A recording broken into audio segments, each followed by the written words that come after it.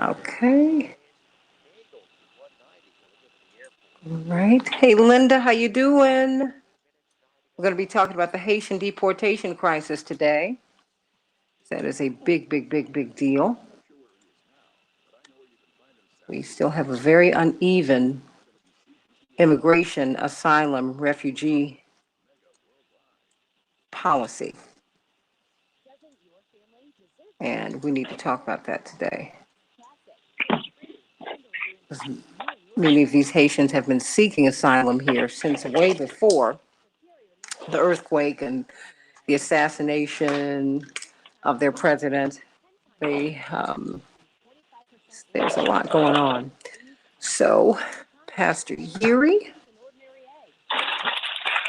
thank you so much for being with us today as you are on Mondays. Whew. Oh, gosh. 60 seconds, everyone. Okay, great. $200 off select PCs, like the Lenovo IdeaPad 5i with Intel i5 processor. Explore what's new at your local Staples or staplesconnect.com. Staples Connect. We can change the world. Got it. Thank you.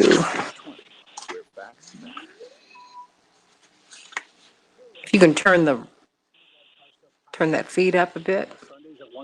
Got it. Thank you. And please let me know if we don't have Dr. Deborah Holden up by 6:15. Got Perfect. Thank you so much. Hey, Linda. Hey, Francis. Linda Smith Hall and Linda Watto, is it? Shirley Carter from beautiful Philadelphia. How you doing? Love you, Francis. You just love Mayor Lightfoot. Change the world, change the world. Yes, we can change the world. We can change the world, change the world. This is the Santita Jackson Show. War and hate to a place of love. It's not too late. Gotta save the children. We can't wait.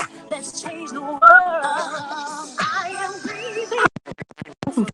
Peter Jackson Show. It's Monday, September 20th, 2021. Could you believe fall is almost here? What a year, what a year, what a year. Everybody, I'm Santita Jackson. This is WCPT, the nation's largest progressive talk radio station, and AM 950 radio, the voice of progressive Minnesota. And of course, my morning stars, the Santita Jackson morning stars, are on the Santita Jackson and Friends page. Everybody join in, join in. They have a wonderful conversation that begins before the show, ends.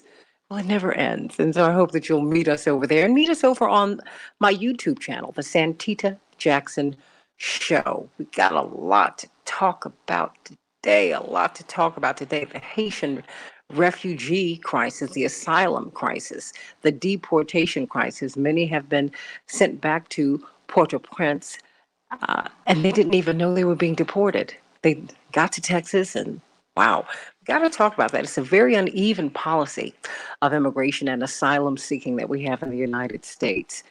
And we're going to talk about that here on the Santita Jackson Show and just find out why they are seeking asylum and what their conditions are. We're hearing that they are staying in deplorable, very unsafe conditions in Texas. And we need to talk about that. And then we're going to talk about these booster shots and all things COVID.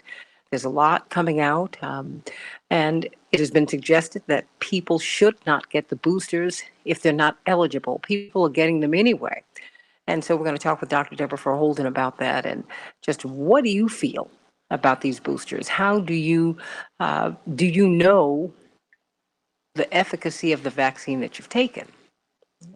The effectiveness. There's a lot to discuss. I mean, and beyond the studies that the companies take or that they make or that they commit to for their vaccines, are there any independent studies of Pfizer? Pfizer just released a report on their vaccine. They said it's 5 to 11-year-olds can take it. Where's the independent study? Would you feel more comfortable if you had an independent study? So everybody like and share. Hey, Ty Austin. Hey, Dave Dowling and Linear Bob out there on the left coast. Daphne and Gregory. Please, everybody, like and share, like and share. Please, everybody, like and share. Thumbs up, thumbs up, thumbs up. I'm Santita Jackson. Let's get to some of these headlines before we get some good news from Pastor Todd Geary. Chicago's going to be a beautiful day, although stormy. Scattered thunderstorms, a high of 80 degrees. And Minneapolis, St. Paul, 73 degrees. A nice, crisp day. Thunderstorms in Major League Baseball. The White Sox were triumphant over the Rangers 7-2. The Cubs 6-4 over the Brewers. But the Twins, well, they fell to the Blue Jays. Blue Jays 5, Twins 3. Some of the quick headlines are these. Skyrocketing COVID-19 cases are forcing hospitals to ration care. We need to talk about that, everybody. Leading to life or death decisions, even for those without the virus. Some 80% of the ICU beds in the country are in use, with nearly 30% occupied by COVID-19 patients, which means 70% are not. Recent data from the U.S. Department of Health and Human Services shows in the past week, the U.S. has averaged 1,926 COVID-19 deaths a day, the highest average since March. We need to talk about the efficacy of these vaccines, everybody, because we're spiking in Israel. They have one of the highest rates of vaccination in the world, more than 80% of the population, and they're at the height of their hospitalization rate. Can't wait to ask Dr. Deborah Holden what is going on with that. Thousands of migrants have gathered under the Del Rio International Bridge in Texas along the southern U.S. border, waiting for processing and possible entry into the United States as of Saturday. There were more than 14,300 migrants, many of them Haitian, under the bridge. That number swelled from about 400 early last week. The Department of Homeland Security is getting resources from the Department of Defense for more assistance in that area. Can't wait to talk about that today. In our business, the Dow Futures have tumbled more than 500 points as the September slide intensifies.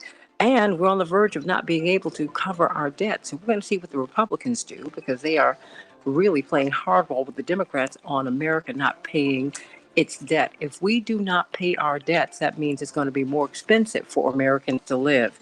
Call your congressman in both houses and make America pay the debt. 202-224-3121, 202-224-3121.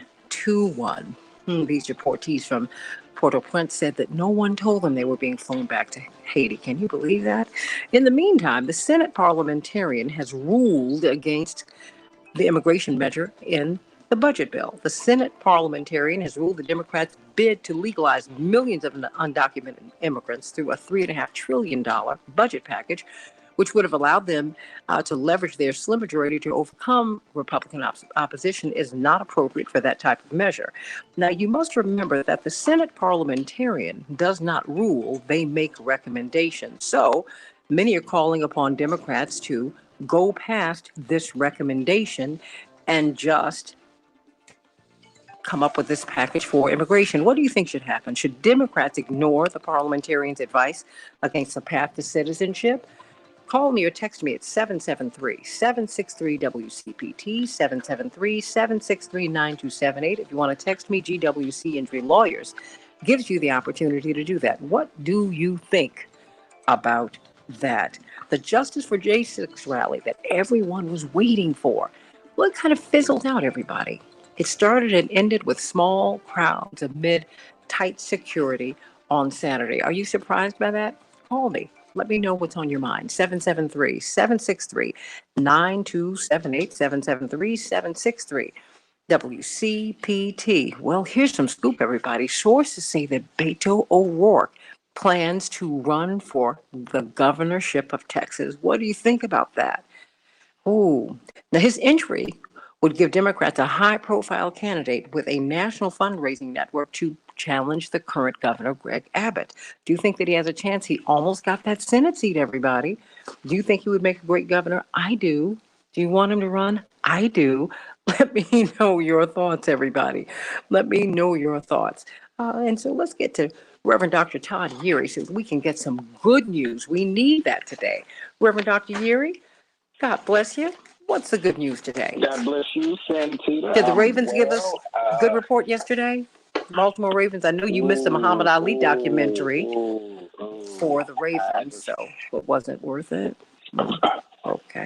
First of all, to watch Mahomes and our favorite quarterback in Baltimore, Lamar, play in the same game, it is just too exciting to be able to stand. I was actually streaming it because they give you free live TV on the airplane, so I could actually pick up the game last night. It was tremendous. 36-35 Baltimore, that went all 60 minutes. So I'm excited. The Bears won yesterday.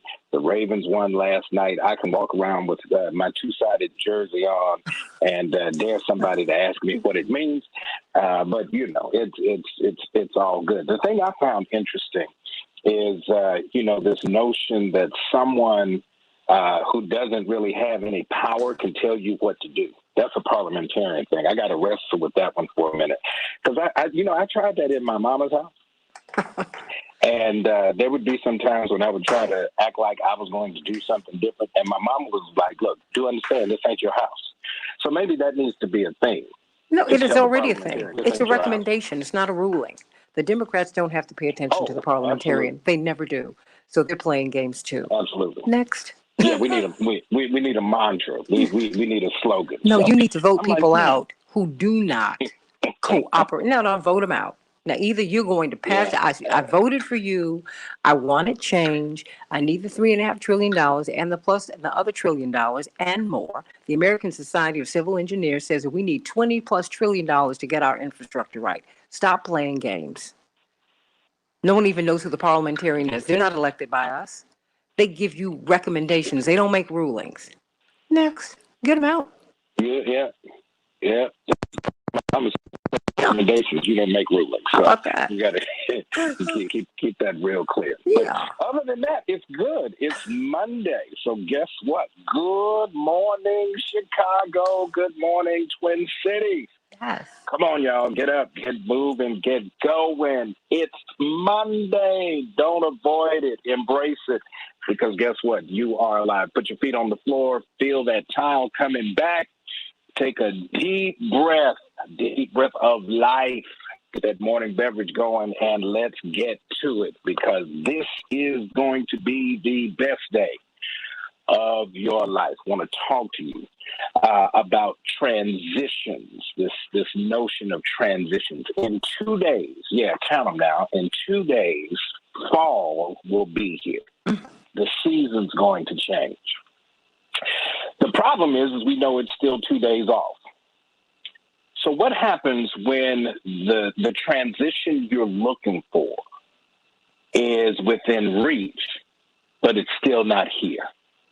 Kind of puts us in this place of two words that we don't often like, and it's called not yet. It's a reference about time. And so not yet sometimes feels like unfulfilled desires, unresolved issues, opportunities that seem to be put on hold. And when we think about not yet, we think about the things we've been waiting for or wanting, and yet we've not received them. So as a result, we find ourselves frustrated. I know I get frustrated. Like, why do I have to keep waiting? Bitter, and here's the issue. Sometimes we even draw away from God. And so it's during these times of waiting, when you can see it, you just can't touch it, you still have to wait for it, that you have to focus on the promise instead of the problems, the triumph instead of the trial of having to wait a little longer than you want to. So this is where I would offer you a little formula. Just call it P squared. Your P squared, your 2 Ps, patience and persistence. You know, keep doing what you're doing and keep persisting in spite of while you're waiting. Waiting's not an action, it's a process. And so the process involves us being willing to go without what we want in the short term while not holding back on giving God our best right now. Today, you need to give God the very best of who you are while you're going through the process of waiting. And so that's one of the biggest mistakes that we sometimes make, is that we are only faithful under ideal conditions. But that's not really being faithful. So what do we do in the meantime? Exercise your best confidence that God loves you, God's with you. God's encouraging you. God's strengthening you. That's called faith. And now's not the time to be less faithful, less confident. While we're waiting, we can see it. We just can't touch it.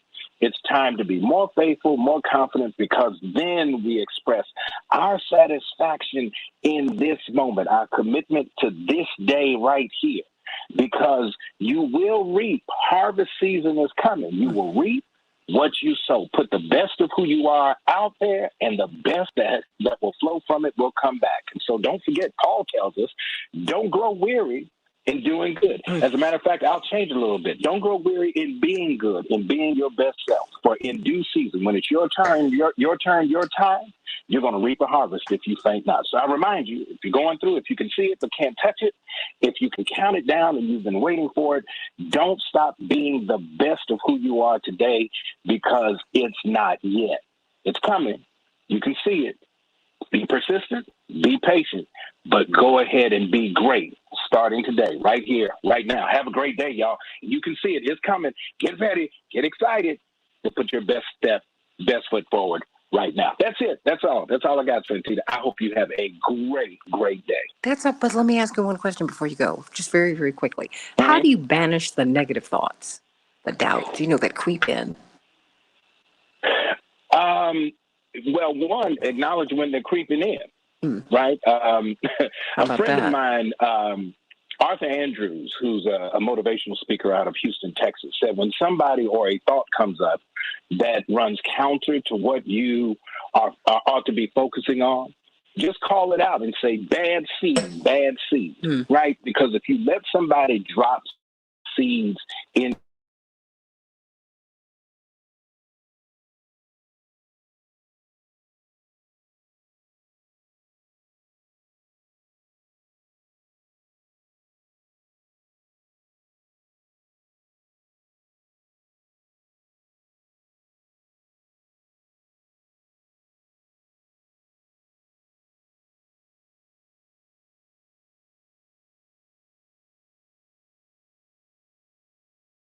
We needed that today.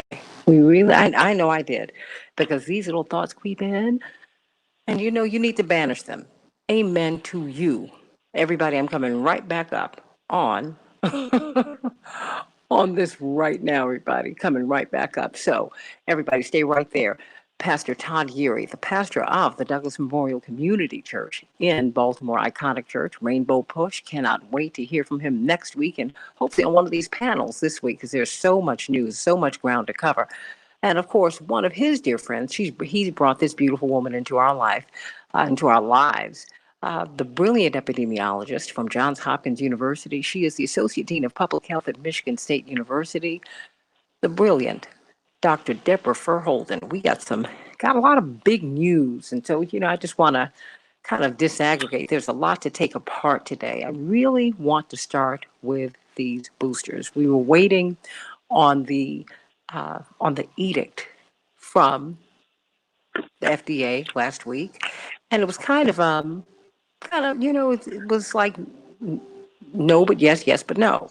And so I want to know what you're thinking, because in the meantime, Pfizer has released their own report saying that their shots are that 5 to 11-year-olds can get them. So there's a lot to unpack. First, let's look at what the FDA said about boosters. As Dr. Fauci is urging Americans not to get booster shots until they are eligible.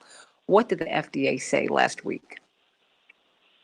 Well, the FDA said, nah. That's the short version of what they said. They said, And so it's really interesting. I went to sleep on Friday, and I woke up, and my TV was on a national, one of the national news channels when I went to sleep. And I fell asleep with the TV on. So when I woke up, who do I see on but Dr. Fauci himself? And Dr. Fauci is double talking, and it really bothered me. And his boss, Francis Collins, evidently turned around and did the very same thing. Let me tell you the mistake that they're making. So we got this president who said, follow the science. We're going to follow the science. We are living in what the scientific community has termed a fact-resistant society. And we point to administrative and executive and legislative leaders as the source of that, right? People who are operating in the absence of the facts, or even better, the facts are right in front of them, and they will toss the facts to the side and come up with, what did they call that stuff? What did they call alternative facts? Which I've never understood how that even, it sounds like an oxymoron. Mm-hmm. Alternative facts. It's the fact or it's not, right? So what they've done is they've now had to backpedal. And instead of just saying, hey, we were premature, we made a mistake, what they're trying to do is say, well, what the FDA is saying is actually not too different from what we said before. And I don't agree with that. And it's actually not true. And when I heard Dr. Fauci, and Dr. Fauci's had a good run. I really do honestly think it's time for him to retire. Why? I think he's enjoyed the stardom a little bit too much out of it. He's just not relevant. He's not relevant, and he's not. I think he's earned mistrust, a degree of mistrust that makes him not effective. And he's arrogant. He literally said, no, the president was very clear. This is what the White House recommends. And those of us he made that recommendation because some of us did look at the data. You would be so arrogant as to pretend that your cursory review of the data should trump the FDA panel's review. Well, hold on. Or that your premature conclusions should trump the FDA review. It makes absolutely no sense. And the way he framed it made it out as if it's the American people's fault that they're now confused. Well, let me ask you this. Are you supposed to follow the president or follow the science? That was something that I saw with Chris Wallace yesterday, which is, I watch all the shows so that I can hear what everybody is saying. I mean, it's MSNBC, CNN, Fox, Newsmax. I listen to it all because I think it's very important to know what everybody is thinking and how everybody is viewing this. And I thought he made a really great point because he was interviewing Dr. Francis Collins, who's the director of the NIH, as you well know. And he said, no, look, wait a minute. Are we following the science? Hold on. Yeah. He said, are we following the science or are we following the president? He said, because, I'm confused. And I have to be honest with you, most of us are confused because you've got the president opining as if he is a scientist. You have Dr. Fauci saying, well, this is what the CDC says and NIH, this is what we're supposed to do. But the FDA, who's supposed to tell us what we can and cannot take, or what, they're the ones who tell us what's safe, what's not safe. They've been left in the dust. And that's the science, right? Who are we supposed to listen to, Dr. Verholden? I got 2 minutes before we go to break. The type of leader that I would respect is a leader who comes out and says, American people, I was premature to judgment and to recommendation. Now, I do have some good, strong advisors around me, but I made a mistake. And the mistake that I made was we have solid, credible bodies, trusted leaders, external people who will not be bought or paid for, who should be leading this dialogue. And I jumped out of my desire to save our people prematurely ahead of that group. So let me take a step back. We are going to get our recommendations on who gets a booster and when from the FDA. And the FDA is saying blah, blah, blah. So even though last week or the week before, I and my office said this, we were premature. And I want to say I'm sorry to you all. No, it was my, nothing but deep commitment to save our people. But it was premature. So from now on and moving forward, we'll be standing shoulder to shoulder with these people, but they'll be leading the narrative because they are the experts. They are the ones who are tasked with the job. They are the ones with the authority. So we're going to go with the science, and I'm going to smack myself on the hand for not following the science, but instead trying to lead the scientists. Well, I mean, that's what they've been tasked to do. And that is what's so disturbing about this. Daryl Prunty says, look, I'm just going to follow the Lord on this. I don't blame you. But there are some credible scientists who are giving us credible information, but they're not out front. And we need to talk about that, everybody. Got a lot to discuss. I mean, why can't these pharmaceutical companies be sued if you have a bad reaction. Got to talk about that. And we need to find out, have you gotten a booster? Do you know when you're supposed to get a booster? Does anyone tell you when you're supposed to get a booster? Got a lot of questions for you, Dr. Deb. And what about this rationing of medical care? Wow, there's a lot going on here. The Santita Jackson Show, back in just a few minutes. Okay, Dr. Deb, you see, people are not feeling this. You can keep talking to everybody. No, I don't blame them. It's just, and man, I'm like, you know how many times I've had to say I made a mistake, or you know what? You just own it. You just own it, and it's hypocritical. And I won't forget this. I'm so tired of people being seduced by and falling for the snare called "I'm against that person or that person or that party or that party." You know, I like the notion of follow the science, but I have not seen it go any different with this administration than the previous one. You still got because leaders they're playing with games with hubris, this. jumping out in front saying things that they shouldn't be saying. And then not only that, when the American people are confused, you going to blame us? That's on us? Well, but see, and that's why I'm the reason that I'm confused. Well, that's why they have labeled people. Well, that's why they've labeled people anti-vaxxers. I mean, they've done all of that. And the fact is, and they've labeled people, and it's just wrong. And so now we're rationing care, and we're blaming and shaming instead of treating. Because my fight is not just for equity to vaccines. I've been telling you this: equity to therapeutics, to medicines.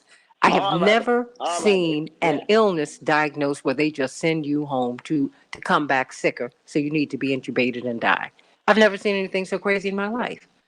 Not when the governor of Texas, who's fully vaccinated, he gets Regeneron. He was mildly symptomatic, according to what he said on his Twitter feed.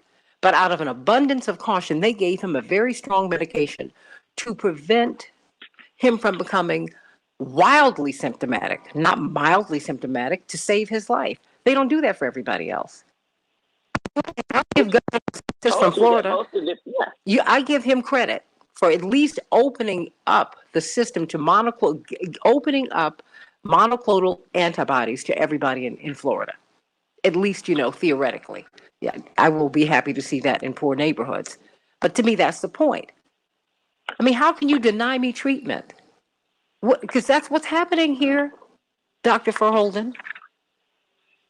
Hello? I told you when I was looking at the report, what I was finding was that these therapeutics are best when people get them early. By the time somebody is really breaking down, when you don't wait until they're on death's door or they turn the corner and are doing really bad to start giving them therapeutics. Again, the whole point with the therapeutics is to prevent people from getting worse. But there is like the threshold at which when people cross it, these cytokine reactions and all these other things happen. And these medications don't really help with those. All right, back in 60, everyone. Hold on. We're back in 60. So, Well, I have a lot of questions for you. No, please go on. Say something, because there are a lot of questions I want to get in for you. But I've been trying to say, just from the studies I'm seeing, it looks like the earlier you get these things, the better. Absolutely. That's what happened with President Trump. But isn't that the case with anything? Trump got COVID, and then he got all this stuff early. But everybody, wait a minute. When you have bronchitis, don't you want to treat it so it doesn't become pneumonia? Right? You don't wait till you get pneumonia and then pull out the hardcore. You do that as early as possible. You guys. Once you identify somebody's potentially at risk, you start to treat them. I'm the pneumonia expert. I've had it several times because I have viral pneumonia. And for me, pneumonia is 10 seconds. It's opportunistic. So I'm really, that's something we need to push for too with equity. Stay right there. I have a lot of people have a lot of questions. We can change the world, change the world, change the world. We can change the world, we can change the world, change the world. This is the Santita Jackson Show. War and hate to a place of love, it's not too late. Gotta save the children, we can't wait. Let's change the world. I am Hey, everybody. Welcome to the Santita Jackson Show. 773-763-9278. 773-763 WCPT. You can text me at that number. GWC Injury Lawyers gives you that opportunity, but I want to hear your voices today. Joyce, I'd like for you to call in. I'm going to read your question, but I'd like for you all to call in so that you could describe the issues that you're having with the boosters, and whether to take them or not, or if you've already taken them, maybe you've jumped the gun on it. How will that impact you? Dr. Deborah Verholden, epidemiologist, Associate Dean of Public Health at Michigan State University, is here to answer your questions and to really to quell your concerns, because that really is what it is. Of course, it was announced on Friday that the FDA said, well, everybody, we need to kind of slow down on the boosters. That's right. That's right. An advisory panel to the FDA recommended that those who receive the Pfizer-BioNTech vaccine get a booster if they are over 65 or are at risk of developing severe COVID, but not other people. And so I want to know what your thoughts are about this, everybody. What are your thoughts? In fact, Joyce Anderson said she was in her doctor's office last week, and her doctor recommended that she take the booster in November, her 8th month. She said, now I'm very apprehensive about taking it. That's her emphasis. Why don't you speak to Joyce? Well, so here's the first thing I would say. Having a medical provider and having a healthcare provider is critical, right? That is a strong member of your healthcare team. Mm-hmm. It's unfortunate because a lot of people, medical, non-medical, are all confused because what we're being told is inconsistent. We're being told one thing by a leading office in the country that's not a health-oriented office.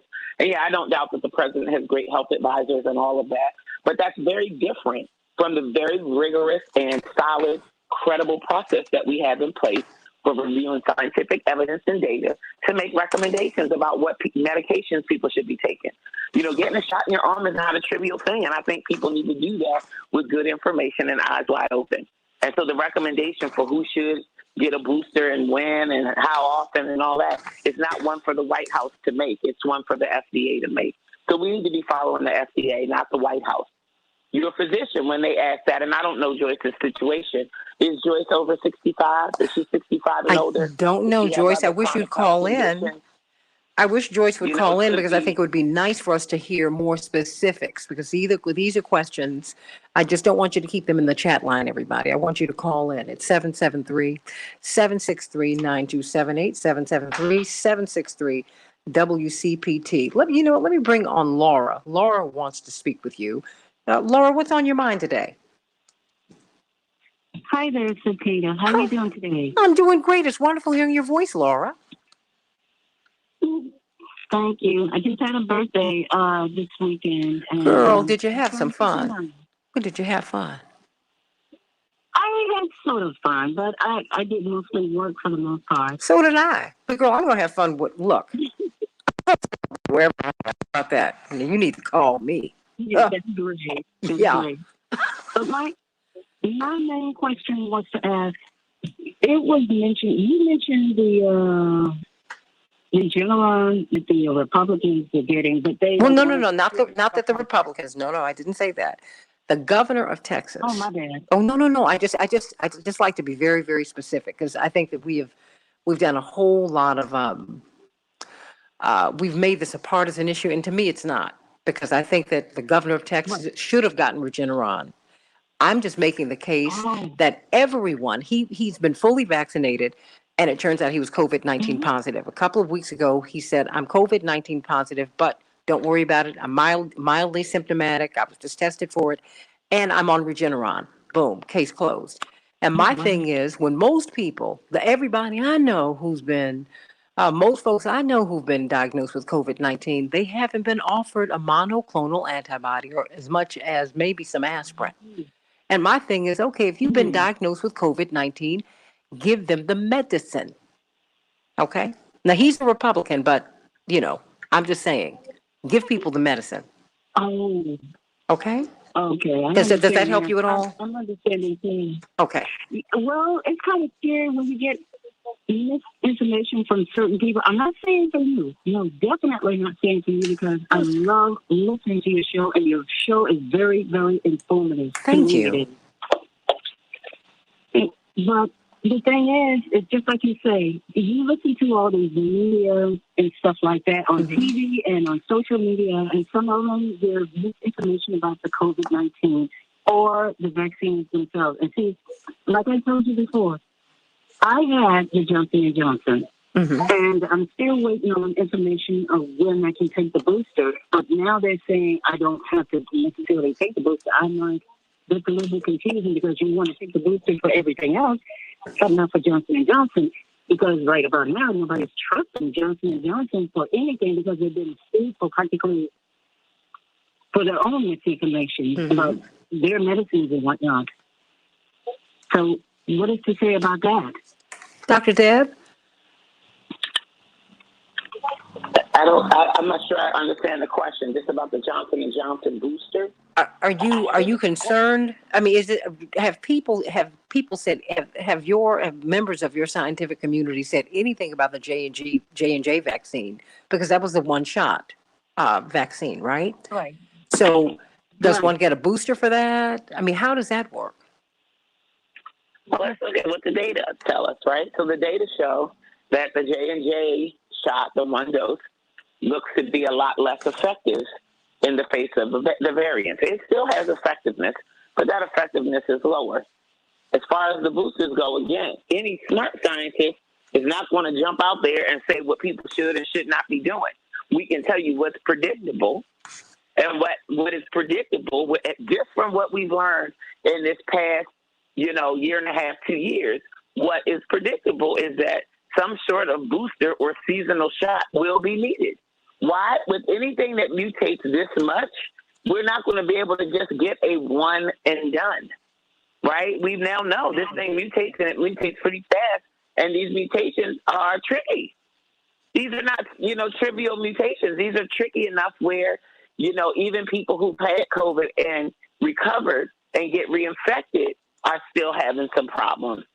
So what's likely is we're going to have a vaccination schedule that's going to be something online with the flu, right? I can't say it'll exactly be that, but this will not be a one and done. This will not be like chickenpox, where you get your chickenpox vaccine and then you're covered for 10 years. No, it's not going to be like that. We're going to need something because as it continues to mutate, we're going to need people to have protection against the newer strains that are out. So likely it will be at a minimal seasonal, or it'll be some periodic vaccination with a booster. That's just the basics of science. The very specifics on, well, what about Pfizer versus Moderna versus J&J? Any credible science who is not sitting on a board where you have credible access to that data, or you are not conducting your own large-scale study of it and you can speak to your own data, should not be speaking on that. Again, if we're letting the science lead and we're trying to follow the science, you've got to have the science and the data to be able to speak to these things with certainty. And I think there's just so few people who are in that situation. But those aren't the people who are talking. Well, they're certainly not the ones who are getting heard. How does that, Laura, did that help you at all? Laura? Laura, are you still there? Hello? Yeah, we're still here. Laura, did that help you at all? No boosters right now. I would say no boosters right now unless your doctor has recommended it. And then if he recommends it, he or she, your doctor should be telling you why. So like you said with the other woman who I don't know her scenario, I would never give anybody medical advice. And a physician would never give somebody medical advice that they don't know and aren't their care provider. Your physician will have a logic to it because you're immunocompromised or you're over a certain age or you fall into one of these categories. And likely what your physician will tell you will map onto what the FDA is telling you. Physicians most of the ones that I know are being real cautious to not even give their personal opinions, because a lot of them will have their own personal opinion, but that's very different from the medical recommendation that they would give their patients.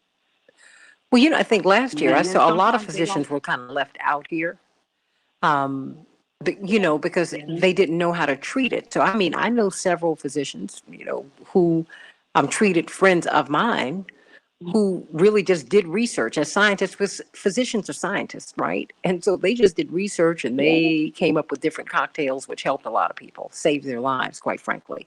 But just so that you know this, Miss Laura, Dr. Fauci has said that the data for Moderna and J&J boosters are a few weeks away from the FDA review. So I think you should just still pay attention to that, okay?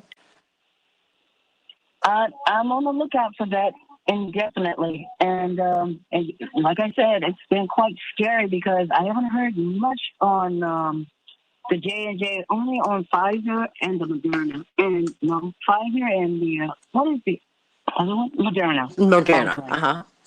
Yeah, well, you know, So, yeah, and you know, and that to me is, it's leaving people out here, Dr. Deborah Holden. It's leaving people out here.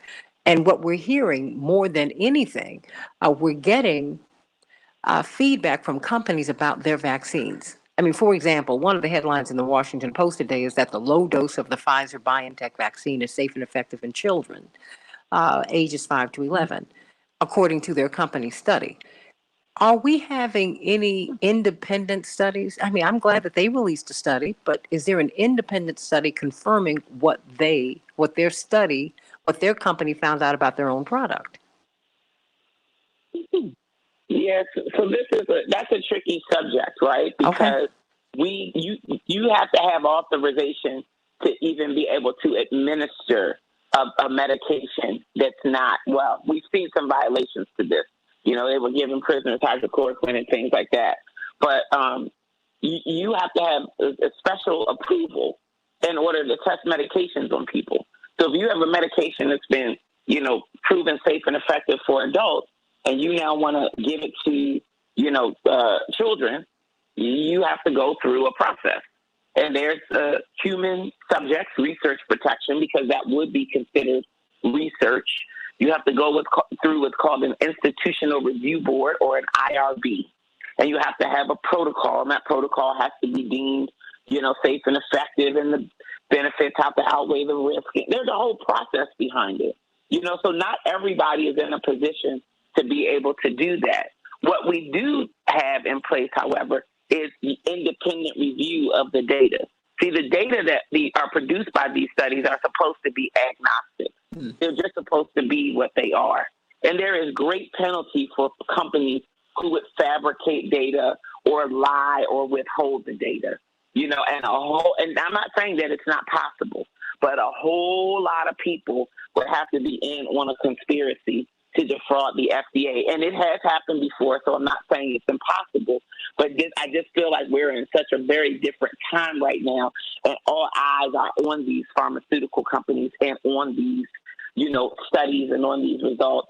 I think the likelihood of that is probably a lot less now, right? It's more likely that, you know, and honestly, you would, if there was going to be some kind of sleight of hand, it would be on things that people aren't paying attention to right now, but that would be a medication that people would be using every day, that a lot of people would be using every day. You know, there's seemingly more business, more revenue to come from those things. So there's nothing that I know of right now that would have me be just inherently mistrustful of the data. The problem is we have to wait for the independent group of credible scientists at the FDA to have a chance to review it. So it's fair for Pfizer to say our data indicate that, you know, and our analysis and evaluation of that data indicate it's safe and effective. That's fine. That's their take on it. That's not the end-all be-all. The real end-all be-all, it will be, what will the independent panel, they don't work for the pharmaceutical company, they have no dog That's in my that only fight. point. They weren't a part of collecting the data, but they can review everything. What do they say? That's my only point. The data say. That's my only point, because now we're getting press releases from the CDC, from the World Health Organization, and we're getting press releases, but we're not getting independent studies. And that for me is, that's problematic, because I want to know every little thing. You've made the point. You're not just getting shots in arms. You're getting something that will impact your entire body. Now, let me go to Renee Criswell. She says some people got the shots just to keep their job. Sending you much love, Laura. And you know what? I don't want you to, let me, before I go to Renee Criswell's comment and question that she wants to give to you. Laura, and everybody, I don't want you to function out of fear, which is why Dr. Deb comes on here every day and Dr. Shanina Knighton comes on so many days throughout the week. Because fear is not of God. It's not. It's false evidence appearing real. The more information you have, the more empowered you are, the better off you are. And that's it. What we're trying to do is get you information and perhaps ask some questions that are thought provoking that will make you think and ask questions too. You have the right to do it. And so I want us to understand, I don't want you to be afraid, because that's not what we're trying to do here. There's nothing for you to be afraid of. Don't even be afraid of COVID. Don't be afraid. My mother said that there was a woman who was on her, because my mother just got out of the hospital, and thank you all for asking. She's getting better and stronger every day. I was just with her yesterday. She said there was a woman who was screaming, you know, in her unit. And she asked the nurse, "What is going on, Dr. Deb?" And she said she's been diagnosed with COVID and she is so scared. She was screaming, "I've got COVID. I don't want COVID." She was so scared to death because we have set this up as the deadliest thing ever. That's not what this is. That's why you need your therapeutics as soon as you're diagnosed. That's why you've got to get your immune system together. That's why you need healthful foods. That's why we're trying to cover as much of the waterfront as we can, because you should not be functioning in fear. Now, Renee Criswell has this for you, Dr. Deb. Some people get the shots, she says, just to keep their jobs, even though they didn't want or trust those available. She said, will they now force us to regularly get the shots? If you take one of those that are being promoted by the government on behalf of their friends at Pfizer and Moderna, you see the mistrust that is out here. Will you be able to switch to one you trust more? I mean, and like the Novavax, that is more traditional and as effective as those that are being pushed, because all we're talking about really are Pfizer and Moderna. What about that? Because you have a lot of people, there are, we're saying, we've got so many people vaccinated, but a lot of people got vaccinated kind of sort of against their will. And so how do you work with that? Because now you're saying that there are going to be boosters and that this is endemic. So this is something, COVID-19 is what we're going to have to live with, and you're going to have to get boosters. So why don't you speak to Renee and her concerns? Yeah, so I do believe that what we're going to see mandates. It's coming.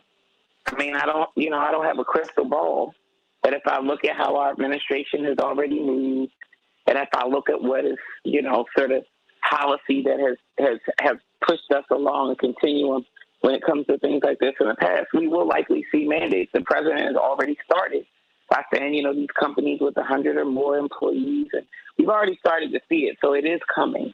What I think we'll also see coming with that is lawsuits, and we'll see litigation, and how those things go, I think will greatly set the stage for what it looks like, moving forward. Well, who will get sued? Who would get sued? Because you can't sue the pharmaceutical companies if you have a vaccine injury. Who do you sue?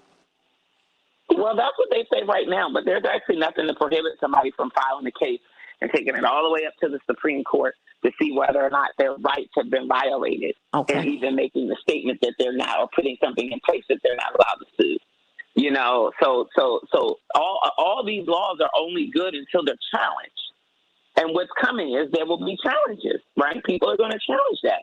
Somebody's going to suffer an injury like death or a severe disability, and they're going to challenge that. And that's what our system is designed for. It's designed. It's not meant for people to not have any recourse. Now, what the outcome of that will be, I don't know. But I just feel like that's what's coming. So I don't think these pharmaceutical companies will be able to just make profit on top of profit with no, accountability, or not be held liable if there's a negative result, especially if somebody has a very negative result or adverse event that was potentially preventable, or something in the data could have pointed to it and things like that. But that you would only get that kind of information, honestly, with some type of litigation where the books get opened, where, all the records become public and things like that. So I think we're going to see that, but I'm pretty confident mandates are coming.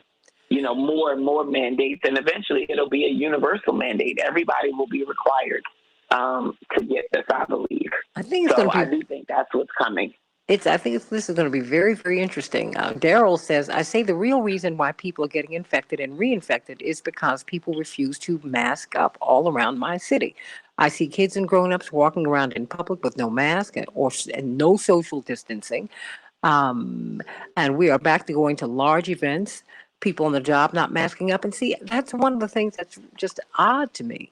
You want to know if people are vaccinated, but you don't know if you don't want to know if you don't care if they're COVID-19 positive or not. And, if you're riding on an airplane internationally, these folks want to know whether you've been vaccinated or not. Are you COVID-19 positive or not? And they have the station set up at the airport. I just saw it in France a couple of months ago. And so where is the science here? I mean, because I don't, when I'm out, Dr. Deb, I don't see people with masks on. And I told you, I had some work done in my place and they were standing in the doorway, no mask. Oh, well, I've been vaccinated. I said, honey, you cannot. And then you try to name people, so what, so-and-so, and so-and-so, and so-and-so. You just start rambling off the names of people who were vaccinated. And got it. So, I mean, afterwards, and this was 2 weeks out, well, however long it is, 2, 3, 4 weeks after they've been vaccinated for a minute. So I've got about 2 minutes. They belong to you. What do you want to say to everybody? Oh. Well, I do, and I just, like I said, I'm really disappointed because I actually believe that there was like some good intention that came out of the White House, but it was just hypocritical.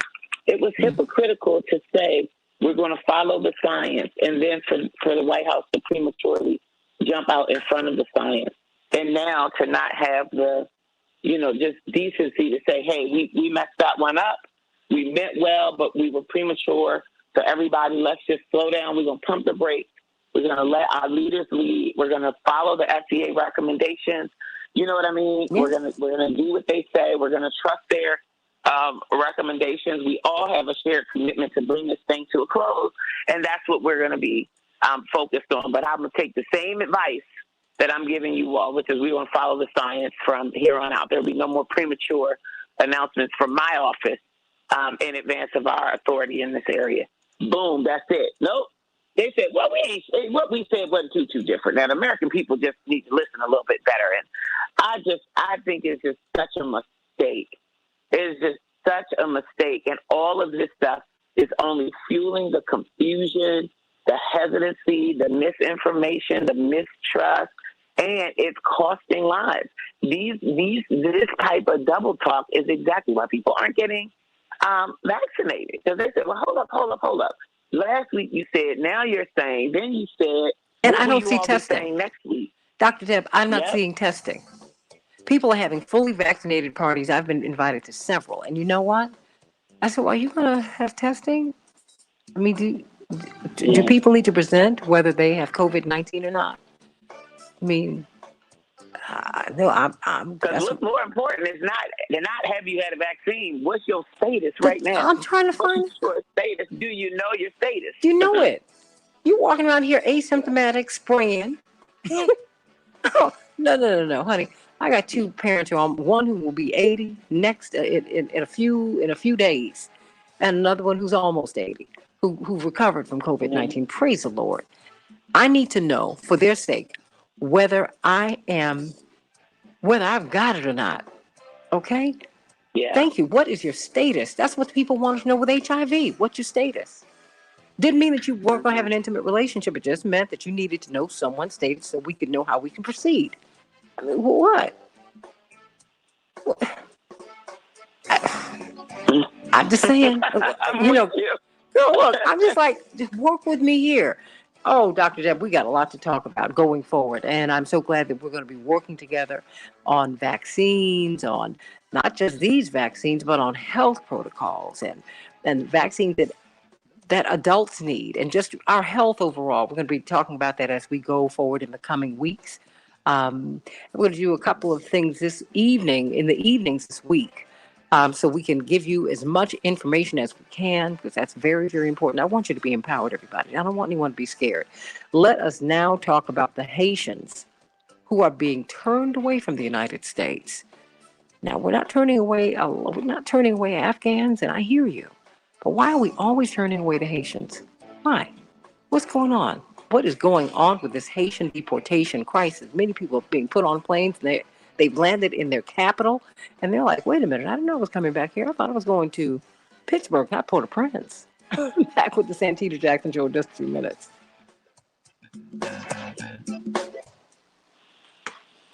Oh, Dr. Deb, it's just too much. Yeah, these are great questions, though. These are the conversations that need to be had.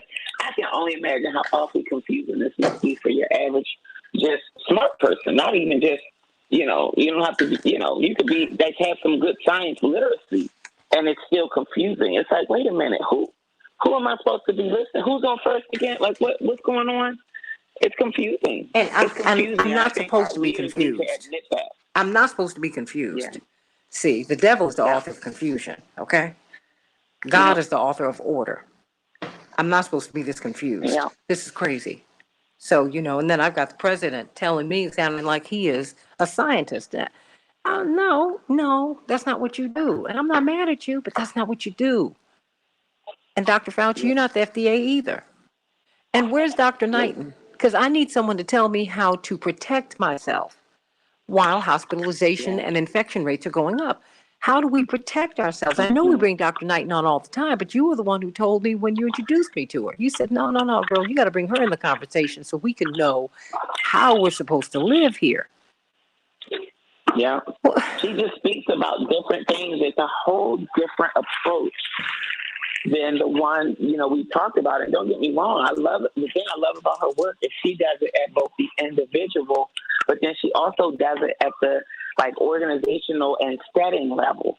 Like, this is what individuals can do, and this is what employers and church leaders and school superintendents need to be doing as well. I just love it. I tell you, I would have known she and her field existed had it not been for you. And everyone, that is why we need Dr. Deb, and we need her to be the Associate Dean of Michigan State's School of Public Health. She needs to be the dean of it. She needs to be the president of the school. They need to get you at Johns Hopkins. You need to be the president of that, because we trust you and you shoot straight from the hip. And that's what we need. That's all I'm saying. That's all I'm saying. I said it. You don't have to. We're gonna have an MSU conversation one day, because I'm the Associate Dean of Public Health in our School of Medicine, because we don't have a School of Public Health. I am working to build that. So that's what I'm working on. I'm the Associate Dean of Public Health Integration, trying to integrate integrating many great public health efforts across campus to anchor a School of Public Health for us. Well, I've told them that you were brought there to build it. I've told people you were brought there to build it, and that's all I'm trying to say. We just need some credible information. And so that's all I'm saying, Dr. Deb. I mean, I told you I'm not pardon me, I'm downloading something. I'm just pro-information, everybody, the right information. And I know these people are playing games. Everybody, I'm downloading. I'm always doing that, throughout the show. I bump into stories, I bump into information, and Dr. Deb, can you stay with me for a hot second? Sure. We're talking about the Haitian refugee crisis, and I've heard about the deplorable conditions of that they're living in. They're having to live with their own waste, and they're in triple degree heat. I mean, they're really in dire situation. And I want you, if you could just speak to that very quickly. I've got a tremendous panel who are talking about what's happening here, but I need you to, if you could stay for a hot second so we could ask you a question about public health. Okay? Sure. Whew, boy. Okay. And sorry. Let me do. All right, Santita sending all the panel for the 7 o'clock hour through. Okay, fantastic. Let me just say hello to everybody. Do we have attorneys Hoffler and Connolly on? Yes. Okay. Good morning. Good morning. Do we have former associate professor and brilliant author Adrian Pine on? I'm here. I love it. With the child who was giving us lungs last night. I loved it. I loved it. If children are giving you lungs, then something's not right. You know that. When children get quiet, they're not feeling well. And Dr. Alex, that's right. I mean, come on. I mean, I don't even have children. I know that. My mother said, no, my parents both said, let the children scream. We know they're okay. That's all right. Well, to an extent, you know. And Dr. Alex Desulme, I love that last name. It's so beautiful. But of course, he's the chairman of the National Haitian American Elected Officials Network. And he's been working very closely with our brothers and sisters and our children who are who are looking for a chance to live and breathe freely. That is what America is supposed to. America is supposed to offer that opportunity for everybody, but it doesn't. We got to talk about that, everybody. So, and I have Dr. Deborah Holden, who has stayed on with us. She comes out of Johns Hopkins. Yes, I'm about to brag. Just be quiet, Deborah. She got her PhD in epidemiology at 24, full scholarship to Johns Hopkins. No one is more brilliant. And they brought her to Michigan State University to create their School of Public Health. She's at the School of Medicine. She's their associate dean. And so I wanted her to speak to some of our public health concerns while we were there. But, you know, the legalities, CK, you can speak to that because, of course, you practiced in Florida. I mean, it's just a mess. And, you know, Asylum for Sale. I don't know. I think that the title of your book says it all. Adrian Pine. I mean, who does that? That's what we're doing. So stand by, everybody. We're going to get right to it, okay? Great. Okay. You all, I just put on some 3-inch heels. Yes. Yes. Yes. Oh my God. Yes, I did. I look, I get dressed up from the rooter to the tutor every day. It's kind of. Oh man. 10 seconds. Well, psychologically, it really kept me moving. The pandemic impacted me in a different way because I get up and I get dressed every day. We can change the world, change the world, change the world. We can change the world, we can change the world, change the world. This is the Santita Jackson Show. War and hate to a place of love, it's not too late. Gotta save the children, we can't wait. Let's change the world. Oh, I love it. I love it. I'm Santita Jackson. Welcome to the Santita Jackson Show. It's Monday, September 20th, 2021. I'm Santita Jackson. This is the Santita Jackson Show on WCPT, the nation's largest progressive talk radio station, and AM 950 Radio, the voice of progressive Minnesota. I want you to meet my morning stars, the Santita Jackson Morning Stars, over here on the Santita Jackson and Friends page on Facebook. You can get with oh my goodness, there's so many of us. Linear Bob and Linda and Francis and Shirley from beautiful Philadelphia and Daryl and Tanya and Keith Fluid and Linda. And so many of you are here this morning. Renee asking all of these wonderful questions. I want to hear your voices today. Call me at 773-763-9278. 773-763-WCPT. If you want to text me, GWC Injury Lawyers gives you that opportunity. I want to hear your voices, though. 773-763-9278. What about this Haitian deportation crisis? Got to talk about that today. Do we treat all asylum seekers equally? And what's happening with these persons who are, and it's a mixture of people, but it's primarily Haitians who are trapped in Texas in triple degree heat. They're having to live with their own waste. Is that how we treat people? Do we treat everybody that way? Think about the Afghan refugees who needed to be here. Absolutely. But think about them coming on the planes by the hundreds, packed on, person to person, hip to hip. No masks. We didn't hear any discussions about vaccinations, nor did we hear about their COVID-19 statuses. Doesn't seem like it's very even. So let's talk about it, everybody. But in the meantime, let's get some of these headlines out of the way. Chicago will have a high of 80 degrees, scattered thunderstorms. Minneapolis, St. Paul, a high of 73 degrees, thunderstorms. White Sox, well, 7, Rangers 2, Cubs 6, Brewers 4. And, well, the Twins, well, they fell to the Blue Jays. Blue Jays 5, and the Twins 3. And, of course, our Bears were triumphant. I'm so excited about that. And just a little shocked, everybody, but it's a good thing, everybody. The coronavirus, skyrocketing COVID-19 cases are forcing hospitals to ration care, leading to life or death decisions, even for those without the virus. Some 80% of ICU beds in the country are in use, according to this CNN report, with nearly 30% occupied by COVID-19 patients. Recent data from the U.S. Department of Health and Human Services has confirmed in the past week, the U.S. has averaged around 1,926,000 COVID deaths a day, the highest average since early March, everybody.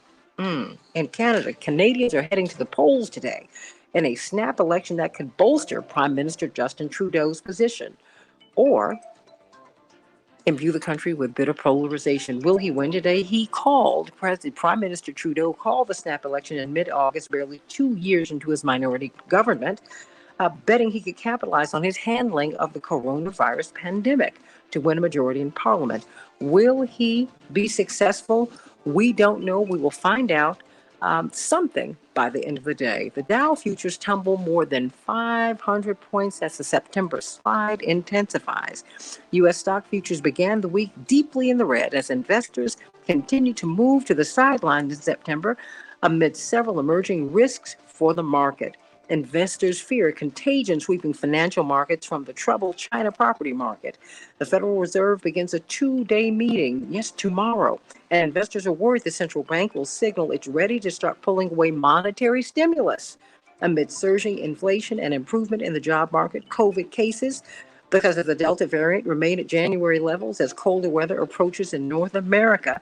And September has the worst track record of any month, averaging a 0.4% decline, according to the Stock Traders Almanac. So we will see how all this works, everybody. The Senate parliamentarian has ruled against, suggested everybody, against immigration measures in the budget bill. Now, the fact is the parliamentarian, unelected by you, they don't make rulings, they make recommendations. People are urging the Democrats to go past this parliamentarian's recommendation and provide people with millions with a path to citizenship. What do you think about that, everybody? Call me or text me at 773-763-9278. The Justice for J6 rally started and ended with a whimper, everybody, with small crowds and tight security. But I have a feeling that these people and their movement, and I think it is a movement, I think it's gone underground.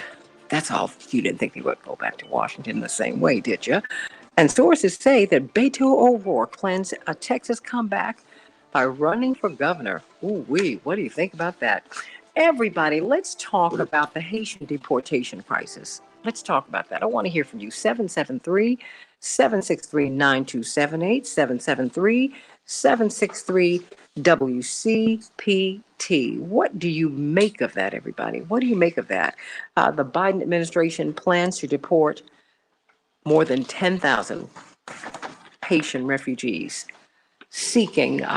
who are sheltering under a bridge in Texas. And they are living under just really, really horrific conditions.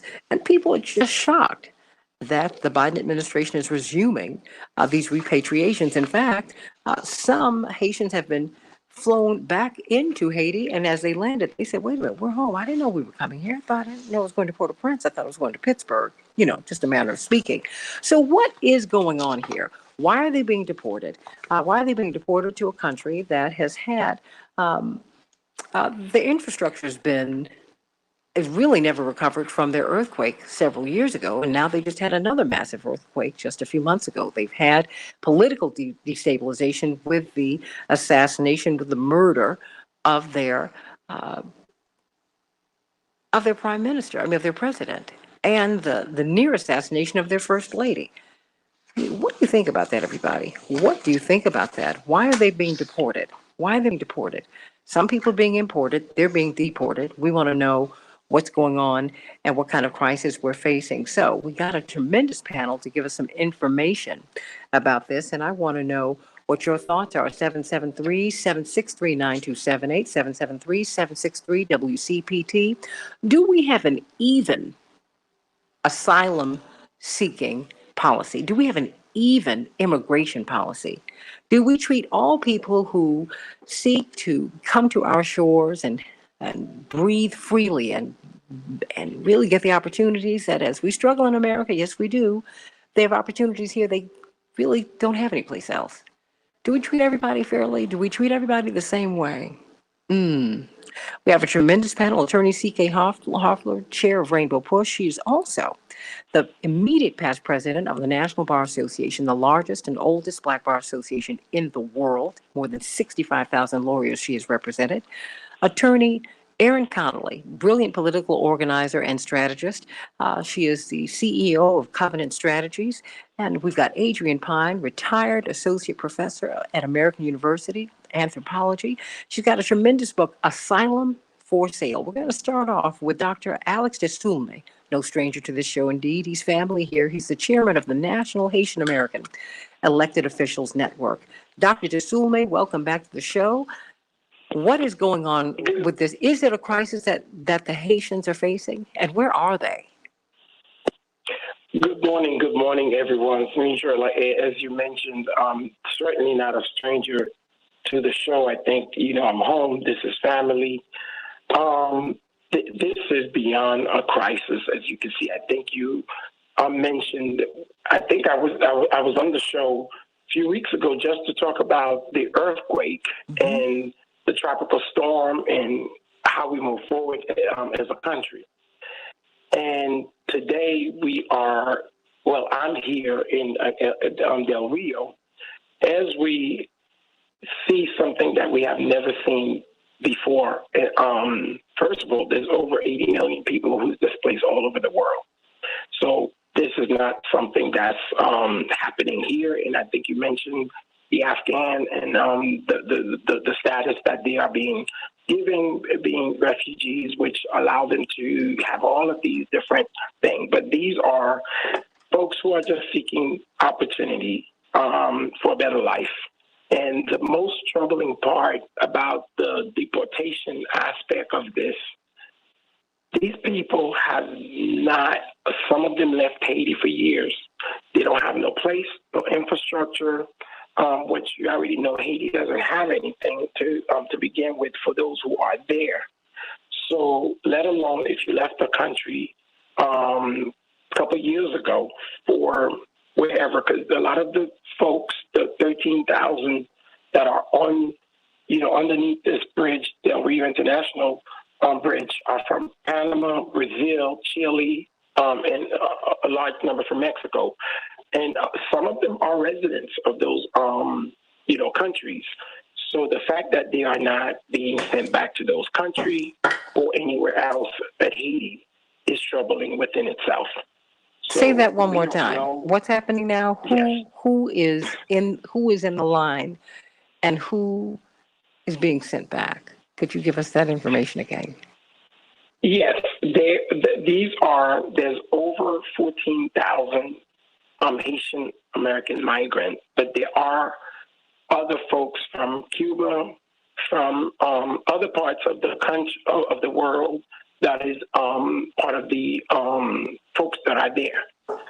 90% of them are Haitian American, are Haitian. I almost say Haitian American. They are, but the Haitian migrant who are there are not from Haiti. They are from Panama, Brazil, Chile, and some from Mexico. So the fact that they are going back to Haiti, it is a whole troubling itself. What is Del Rio like for them? What is Texas like for them? They're outside in triple-digit conditions. It is unbearably hot. They don't have facilities where they can actually toilet facilities. Please explain what their living conditions are like. Well, we were told by DHS over the weekend that the humanitarian needs of those migrant folks, again, they're not all Haitian. There are some Cubans, some folks from Africa, but because they look like you and I and some of the folks on the panel, then they considered that's a good narrative, which is fine because majority of them are Haitian, to be clear. They said the food, the Red Cross, and different things to make sure that those necessities would have been met. So I was supposed to go underneath the bridge yesterday to at least witness what was happening, but I was a little bit preoccupied in terms of those that were able to get released through the proper due process channel in helping placing them in terms of getting to their families, and it's a small number compared to what we are talking about, but it is those who were. So I didn't get a chance to go, and access is closed for the public, the media, and everywhere. So I can't honestly say I know. I know accounts of what I hear. Those who did come out that I was able to place in, motels, hotels, and sent them to their final destination where, family and friends are, waiting for them. We asked them about the food situation. They said, no, there's food, and they have water and medical. I did not get to ask them in reference to the other part, but we assume that from Saturday, after speaking with DHS directly, that they do have those basic necessities, but I cannot confirm that because I have not been underneath there. I do plan to go today, at least to see, and they did say we would, I'll be able to get there at least today to see, that part. Wow, everybody. We're talking with Dr. Alex Desulme, who's going to see the conditions of those Haitian refugees, people who are seeking asylum in the United States, but they are being returned out of this whole grouping of people who are seeking asylum in the United States. Dr. Desulme, chairman of the National Haitian American Elected Officials Network, they are being sent home. I mean, there's even a news report that deportees have been, according to the Washington Post, they landed in Port-au-Prince and they said, nobody told us we were going back to Haiti. Wow. What must that be like, Dr. Desulme? Yes, and that was a concern that I shared with the secretary over the weekend, that we needed to have some translators, whatever that the government planned to do, which we definitely opposed of it as a group. But we need to make sure that they are treated as human beings. We are seeing pictures, horrifying pictures of patrol folks on the horse. I know those images are going all around. So those are not at least the conditions, the basic conditions of human beings are being treated, because it's still like, and we getting some folks, it's like this is chilling worse than we're back with slavery. So we need to kind of figure out, we assume they had somebody to at least communicate with those folks. Our network of 80 elected officials from all across the country current. We said we're willing to do whatever that needs to do. I have about 3 or 4 of them here with me because there's nothing people could do here in Del Rio. It's a small town. I think that San Antonio is the next big city, which is at least 3 hours away. So we almost, I won't say the middle of nowhere, but the restaurants, it's a very well-developed city, but it's a military base, so there's no hotel, there's nothing. It's a lot that's happening in terms of, the people not getting the access, to least communicate, because a lot of them, they have phones, but you need internet access to communicate to their family.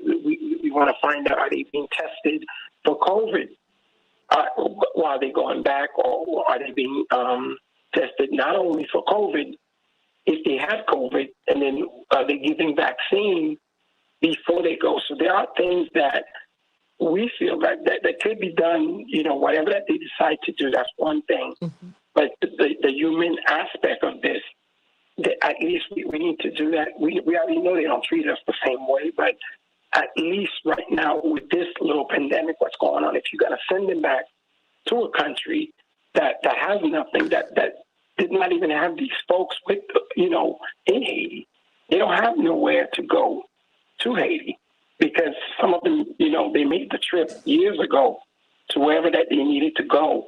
So our question is, why are they not being sent back to those particular countries? And that's another topic. But the situation is dire, and we try to do the best that we can. But it's, the resources, it's a lot that's needed, and understanding of these folks are only coming because where they are is not good.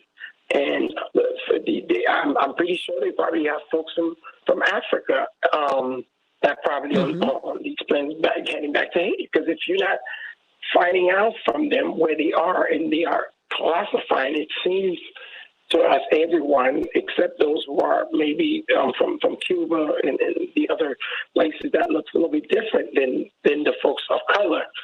They just say everybody of color is going back to Haiti. No, the darker ones. Yes. Oh, okay. Yes. Let's just put it where it is. Let's CK Hoffler. I have about 2 minutes before I go to break, because it's the darkest ones. It's the darkest ones who are being plucked out and sent back to Haiti. CK Hoffler, what are we looking at? Well, just Santita, good morning, and good morning to your wonderful panel. This is a tragedy beyond words, honestly. I was trying to think of how to express the level of humility and disgust that I have personally, that I think many people have, at the way that we as a country are treating these Haitian refugees during a time that they need us the most. We have to really remember the history of the U.S. and Haiti. Haiti has been a strong ally, was a very, very, very strong ally, has been for the United States. There are all kinds of allegations and suspicions surrounding the recent assassination of the prime minister and potentially our involvement. But most importantly, we have been a country that says that we are humanitarian in our scope, humanitarian in our approach, and that we believe in a certain amount of civility when it does come to immigration issues. At least this administration has said that. This is not a reflection of that. This is probably one of the more inhumane ways of treatment. That there's a disparity between Black folks and non-Black folks. We understand historically that Cubans that come to the United States will get a pass, and that dates back to the Cold War. But we haven't been in the Cold War in decades. But that if you are coming from Cuba, you're going to get a pass. If you're coming from certain countries, you'll get a pass. I recall vividly how former President Donald Trump was complaining about all these dark people coming from these dark countries, and how he wished that they were, coming from Slavic countries or other countries and not so dark. That has been a reflection of our policy. So this is devastating, legally, politically, socially, and morally. Well, I want to know why we're sending them back. Indeed, from the Haitian Bridge Alliance, Ms. Joseph says, we are in utter disbelief that the Biden administration would deport Haitians now, hours after the 7.2 magnitude earthquake. President Biden released a statement saying that the United States was a, quote, friend, close quote, of Haiti. A friend does not continuously inflict pain on another friend. And Congresswoman Ayanna Pressley, did you know, everybody, that these deportations are being conducted by ICE? Yes, ICE. She said that ICE would continue to carry out the mass deportation of our Haitian neighbors, with Haiti in the midst of its worst political, public health, and economic crises yet, is cruel and callous. I mean, when we get back, we want to talk with you, attorney Aaron Connolly, about the politics of this. We want to hear from you, Adrian Pine, because we're seeing a lot of people trying to get into the United States, a lot of people being let in, but there's some people being sent back home. Dr. Deborah Verholden, where they're having a public health crisis. We're not asking about the COVID-19 status of the Afghan refugees. I'm not about isolating anyone or denying anyone the right to the tree of life, a right to the opportunities that, you know what, we struggle in America, but they exist here. We're just trying to open up the doors, swing wide open the gates for everybody. But we need to treat everybody by the same set of rules. You can't just pluck out the dark-skinned people and send them home, because that's what's happening. Colorism is real. You don't even know where these folks are from. Back with more of the Santita Jackson Show in just a few minutes. 773-763-9278, 773-763, WCPT. Well, that was nice. Hey, Vanessa McNorton, my lifelong friend and soror. We were in kindergarten together, and high school, and college, and we're sorors. Can you believe it? We've been together a long time. That's my girl. Love you, girl. Whew. My girl. Oh my God, it's a lot. It's a lot, but this is a lot. And so we're on Facebook Live, everybody. Dr. DeSulme and Aaron Connolly. I mean, before I bring you on, and before I bring Dr. Deborah Verholden on, and former assistant professor Pike. Look, I told you you're going to be a professor for me for always. But the author of the book, Asylum for Sale. I'm not going to ask you this question because I don't want you to give us your best stuff off air. I mean, but what he's been telling you, how does that strike you? Anybody? Okay, well, let me ask Aaron. Ms. Pine, I mean, somebody tell me. Yes, sure. I mean, what we're looking at right now, we're looking at an intrinsically racist policy, and it was created to be that way. Title 42, which denies asylum seekers their protections, their rights under international law to seek asylum in their country of choosing, was really put in place by Stephen Miller, who's the white supremacist former assistant to President Trump, and he actually tried to put it in place before the pandemic even happened. I mean, we're looking at an intentional mechanism for specifically removing Black and brown people from the United States using the justification of a public health threat, which has always been a discourse long before the pandemic, but the pandemic served as a convenient excuse to deny people their human rights and their rights under international law. Now, as other panelists have noted, this has been disproportionately applied to Black people and Haitians in particular, and so this is really intentional. And the Biden administration has refused to modify this policy. If we look at the statistics, it's actually been, like the people who are coming into this country aren't more contagious than the people in the places where they're at. I mean, Texas right now, for reasons that are internal to Texan politics, not entirely internal, but the fact that the governor has refused a mask mandate, anything like that, the people in Texas are they're more contagious than the people coming into Texas. But what puts these asylum seekers at risk is the fact that the United States is forcing them into these squalid conditions. In some cases, 60 seconds, everyone. Stand by, hold on. I'm going to ask you that. And I think it's important to get the information out here, because as I saw the thousands of people teeming in this refugee camp as they're trying to get here, I said, why did this always happen to the Haitians? We go and grab Cubans out the water and pull them in. Haitians, we push back to the sharks.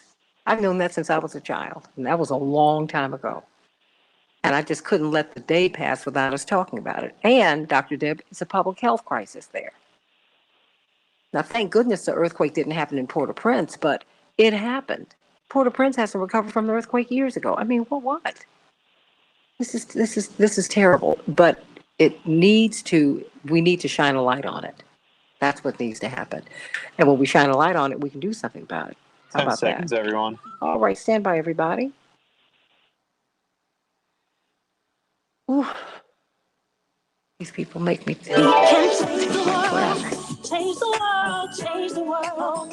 We can change the world, we can change the world, change the world. This is the Santita Jackson Show. War and hate to a place of love, it's not too late. Gotta save the children, we can't wait. Let's change the world. I am breathing. Hey, everybody, welcome back to the Santita Jackson Show. This is the Santita Jackson Show. We've been listening to Dr. Alex DeSume, chairman of the National Haitian American Elected Officials Network. He's in Del Rio, Texas, and he's going to be looking in on our Haitian brothers and sisters and children to see what their conditions are. The reports that we've been getting about their living conditions are not great. To be fair, our government is going to be sending food, outdoor toilets, and I guess tents, so that these persons who are living outdoors in triple degree heat so that they can get some relief. But we have a public health crisis down there, I am sure, Dr. Deborah Furholden. Attorney Aaron Connolly, Covenant Strategies, political organizer, and political strategist. Attorney C.K. Hoffler, chair of Rainbow Push and the past president of the National Bar Association. Let me move this around. We were talking with you, Adrian Pine, before I get to you, Attorney Connolly and Dr. Deborah Furholden. You were the former associate president, professor, retired associate professor of anthropology at American University in Washington, D.C. C.K. and I are going whoop, whoop to Washington, D.C. because we went to school there. We love it, love it. And, of course, your book is Asylum for Sale. Asylum for Sale. Talk to us. What are we seeing down there? Are we looking at policies that are even-handed? Do we treat all asylum seekers the same? That's a really important question, Santita, and the very clear answer is no, we do not. We can see this in the divergent policies that we have for countries like, Cuba, for example, for many years had the wet foot, dry foot policy, where if a Cuban managed to reach the shore of the United States, the proverbial shore or the border, they would be allowed in. And whereas people from other countries, I mean, we can remember Clinton's policy on Haitians, were specifically deported, even though they were fleeing objectively much worse conditions. And if you look at the statistics in terms of who is granted asylum, once, assuming that they're allowed to go through the asylum process in the first place, and as we're seeing now, that filter is being applied to Haitians where they're not even being allowed to apply for asylum. But the people who are granted asylum, it varies tremendously country to country, and it's a direct reflection of the U.S. foreign policy stance toward the country from which people are seeking asylum. So you've got, countries like Venezuela and Cuba that the U.S. considers enemies. They are getting asylum at far higher rates than people from countries that are in much more dire crisis, like Haiti and Honduras, that people are fleeing, in large part because of the impacts of U.S. foreign policy, and they're being denied asylum at very high rates. So in that sense, we can think of asylum as another wing of another branch of U.S. foreign policy. It's definitely inequitable. Asylum for Sale. That's the name of your book. What do you mean, asylum for sale? Well, in the book, which is, it's an edited volume with a whole bunch of essays from different authors, people, journalists, artists, scholars, and people who themselves are impacted by the asylum industry. We're basically looking at the way that asylum is structured. Asylum and migration as a whole is structured by profit. There's profit making at every step. So whether you're looking at the coyotes who are helping, who are involved in human trafficking, whether you're looking at the enormous influx of money that's going into the CBP, into ICE, into the private corporations that are profiting from the militarization of the border, into the private prisons that are jailing people, and even the lawyers and people like me who work as country conditions experts on asylum cases, we're all making money off of the suffering of people who are effectively fleeing their countries because of again, in large part, U.S.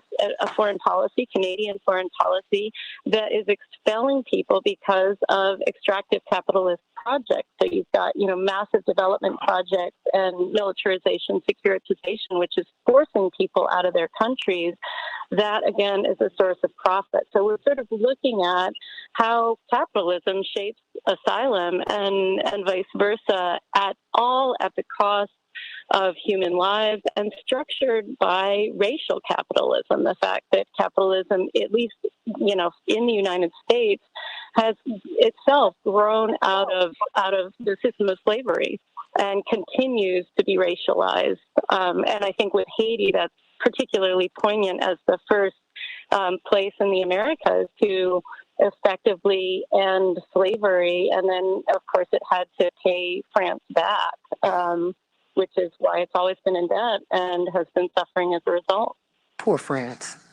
My goodness, they did need that money. Couldn't have those slaves anymore. Ooh. The politics of this, Attorney Erin Connolly, utter disbelief. That's what advocates, immigration advocates are saying. Just, I can't believe this is happening right now. And you're plucking out the Haitians. Racial capitalism, what a brilliant term. Adrienne Pine, author of Asylum for Sale, the co-editor, of Asylum for Sale. But thank you for pulling that book together. Attorney Connolly, we're in a political season. Yes, good morning, Santita. In a political season, and I want to thank Professor Pine for the comments at the break, where we started to discuss the politics behind Title 42, which gives the Biden administration cover to make these deportations based on this public health safety argument that was crafted by Stephen Miller, the infamous white supremacist and Trump henchman. So the politics of sponsoring that policy are obviously bad ones, but the problem is not enough people are paying attention. So Santita, thank you for discussing this on your show today. On Friday, there was a filing made in Washington, D.C. to halt some of the deportations, but what they're focusing on is only families with children. So single adults would still be able to be deported under this provision. So in the meantime, the advocates are hoping that the Biden administration does more to stop this cruel process in a country where we are all, unless you come from an indigenous family, we are either your family was an immigrant family or a colonizer family, or you were brought here in as a slave during those times, right? So your ancestors would not have qualified under the laws that are currently in place. So I get very upset when I hear people say, my family came here legally, why aren't people doing that? Also, asylum is a legal process, right? And that is what we're discussing, that these folks have been displaced by natural disasters, corruption. We saw an assassination in Haiti recently as well that you mentioned, Santita. And those are real reasons for people to flee their country and need to feel safe somewhere. And if we are neighbors and friends, we continue to do damage to Haiti, to the Haitian people, and then close our doors. It's the conditions of this camp, as we're calling it, are ridiculously inhumane in what is the wealthiest nation in the world. It is really horrible when you think about the folks that are claiming that they are Christians in this process, but will turn away those that are poor and hungry and without shelter. I mean, they don't have porta potties. Use a bathroom. Aaron, they don't have porta potties. Right. Imagine having children in a situation where you can't wash your hands in a pandemic, where you can't use the facilities in a safe way, where you don't feel safe to go to sleep. And I want people to really think about what you would feel like sleeping under those conditions and going to the bathroom outside and trying to keep your child safe and clean. And you were told that America was different, and then you come here and this is how you're treated.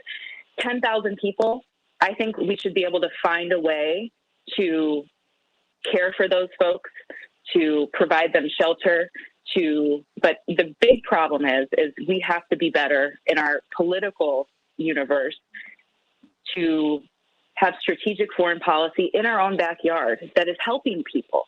These are all choices we're making, right? We are choosing to exclude Haiti and Haitian people from our circle of trust, if you will. And this will continue to happen. The situation has not improved by us ignoring it and creating more struggle in that country. And we need to do our part and be leaders. We can be. And it starts with doing the right thing and creating an environment in the immediate future that is at least safe and somewhat hospitable to these folks who've risked their lives for their families. I mean, Dr. Deb, this sounds like a nightmare. This is a nightmarish scenario for public health.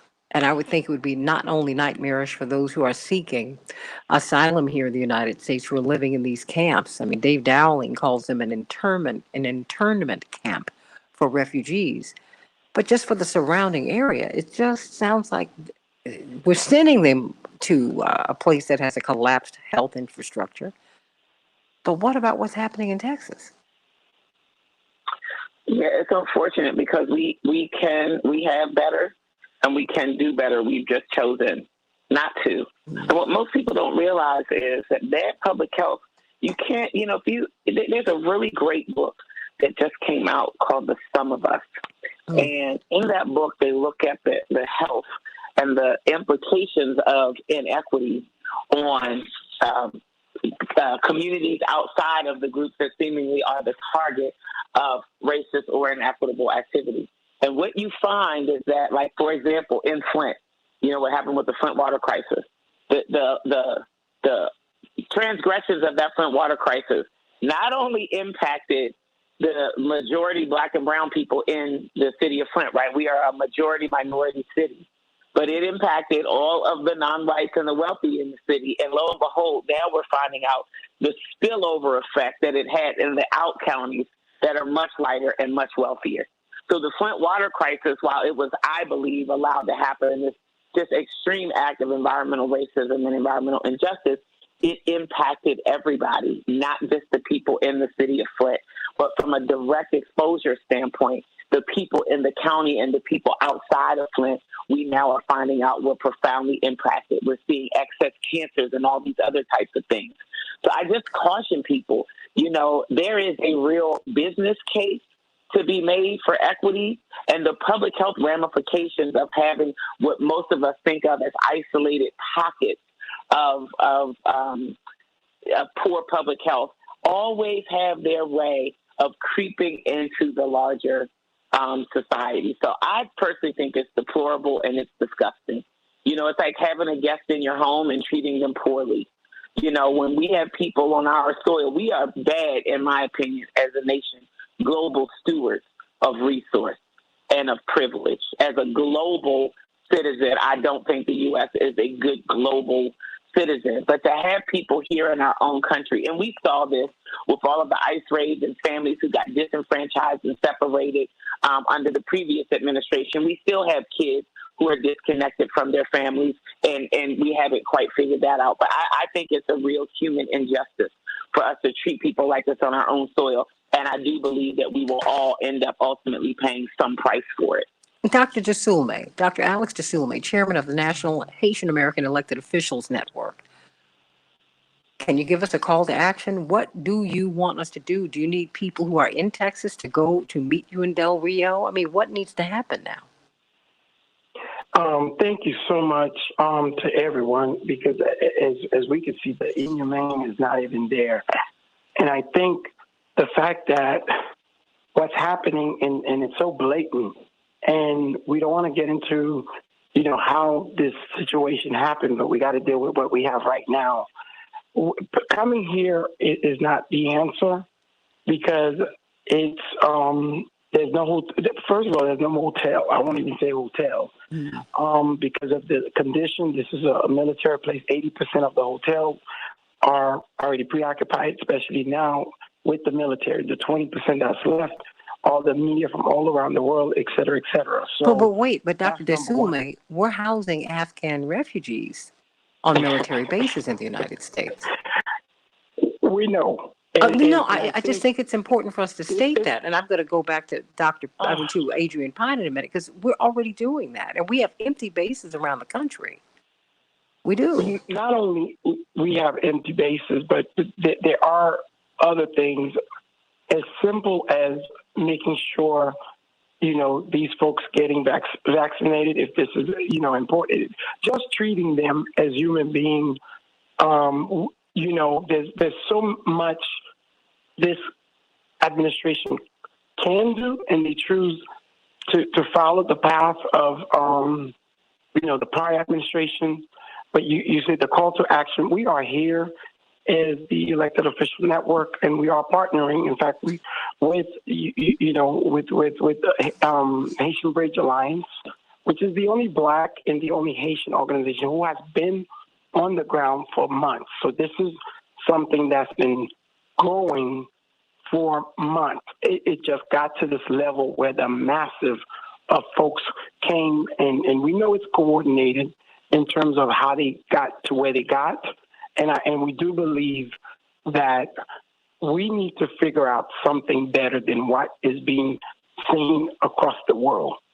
We saw images of folks on horses treating folks, like this slavery. I mean, it's beyond measurable. And for you to be here to see and talk to these folks who are out, it's another dimension. What are they saying? What we do need, they are saying the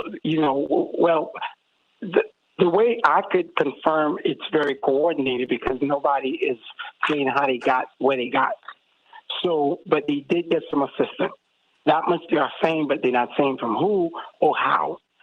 The conditions that we all know, we don't even need to mention them because we've seen them on TV, and we could all imagine what goes on underneath the bridge is even worse. But those who are out, we need help and support in terms of, short-term hotels or how to get them. There's a lot that folks we can do, but we need to stand as a community just to say this is wrong. What DHS is doing, I don't think nobody expected this from from this administration right now. There are other ways that this could be treated, because this is the root cause of the problem is the situation back home. But I think we kept saying Haiti, is not is not equipped to take anyone in. But the issue is these people did not come from Haiti. So the fact that they didn't even come from Haiti is that, well, why are you asking the Haitian government to take them, although they are Haitian national, but some of them are resident of these other countries. Well, Adrian Pine, why don't you speak to that? I mean, because there are a lot of issues at play here, because we've pulled out the Haitians, he's right. But these people coming from South and Central America, that's how they're entering Texas. Yeah, well, I mean, first of all, we need to stop deportations. We need to end Title 42 and end immigration detention. These are inhumane practices. Title 42, as I was mentioning during break, and as the other guest noted, is an explicitly white supremacist policy designed by Stephen Miller even before the pandemic started to specifically expel Black and brown people from the United States, and of course it's disproportionately being applied to Black people and Haitians in particular. There's no public health justification for Title 42. It's merely a racist policy. So I think that if there's a call, that I would say people need to demand for that to end right now. Then secondly, as I mentioned, immigration detention. This is there's no reason for people who are exercising their international, legal, and human right to request asylum. There's no reason for them to be placed in jail for that after everything they've already suffered, in large part, as I've mentioned earlier, because of U.S. foreign policy. So I think we need like the broader we, united people from the United States, people living in the United States really need to be, calling our congressmen, organizing, taking actions to end Title 42 and immigration detention, and deportation, and all these inhumane, deportation. The fact is, money travels freely across borders, capital travels freely across borders, and yet human beings who we supposedly, respect in our discourse, are being subjected by our government to torture, because these conditions do amount to torture. These people in those camps could be quickly processed. They could be administered their credible fear interviews, and they could be allowed to go to their families and their destinations in different parts of the country. Instead, one excuse after another is being used to subject them to these horrifying, squalid, inhumane, dangerous conditions, and then to deport them. So that's what I would say. Well, that's a whole lot to say. Money travels freely, but not people. What is that? And Attorney C.K. Hoffler will be on Court TV today, everybody, very shortly. So please check her out and let Court TV know that you want to see more of Attorney C.K. Hoffler on the air. This is, the politics of this, Attorney Aaron Connolly, the optics are awful.